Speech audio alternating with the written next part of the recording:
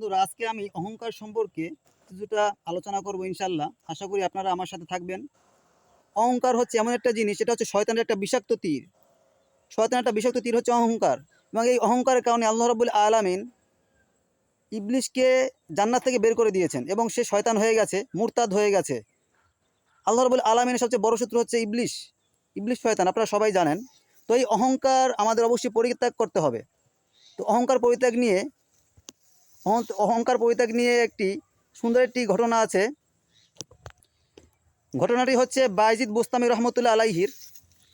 একদিন বায়েজিদ বোস্তামি এই রমজান মাসেই একদিন বায়েজিদ বোস্তামি রহমতুল্লাহ আলাইহি বাজারে ঘুরতে গিয়েছিলেন, মানে বাজারে একটু কেনাকাটা করতে গিয়েছিলেন বা কোনো কাজে গিয়েছিলেন। আল্লাহর অলি মানুষ, তাকে সবাই সম্মান করে, ভালোবাসে এবং সবাই চিনে।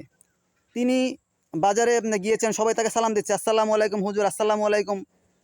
উনি মানে সালাম দিচ্ছেন, ওয়ালাইকুম আসসালাম রহমতুল্লাহ, এরকম সালামের উত্তর দিচ্ছেন। এবং উত্তর দিতে দিতে তার ভিতরে তিনি অনুভব করলেন যে আমার ভিতরে হয়তো বা একটু অহংকার বা একটু মানে কেমন একটু বড়ত্ব, মানে মানে আমাকে মানুষ সম্মান করছে, এই ধরনের একটা কিছু তার ভিতরে মানে মনে হলো। আসলে তো তারা অহংকারী নয়, তারা নিজেকে বড়ও মনে করে না কখনো, তারা নিজেকে ছোটো মনে করে, তুচ্ছ মনে করে।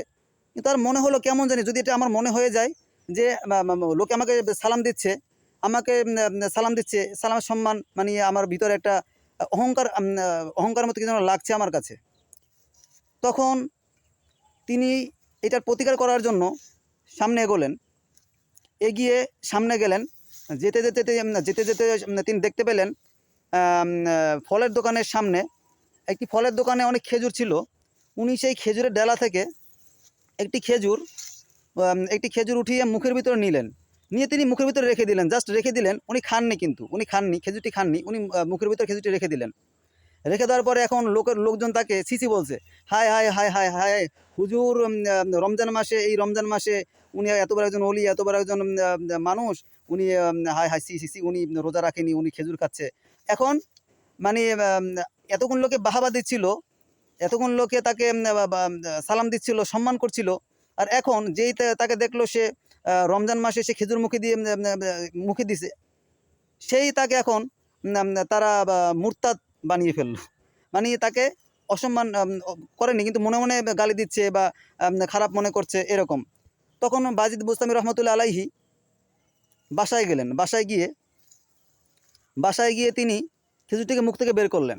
তিনি কিন্তু খাননি, জাস্ট আমি বলছি, আপনারা মনোযোগ দিয়ে শুনুন কী কারণে মুখে দিয়েছেন।